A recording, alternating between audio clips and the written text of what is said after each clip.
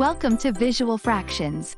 Today, we're diving into how to convert the decimal 0.1 into a fraction. Let's start with our decimal, 0.1. Notice there is one digit to the right of the decimal. This places it in the tenths position.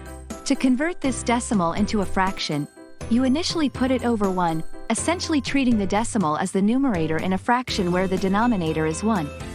This sets up the conversion process where we multiply both the numerator, the decimal, and the denominator, 1, by 10 because there is one decimal place.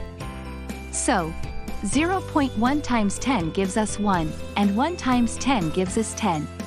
This translates 0.1 to the fraction 1 over 10. And there you have it.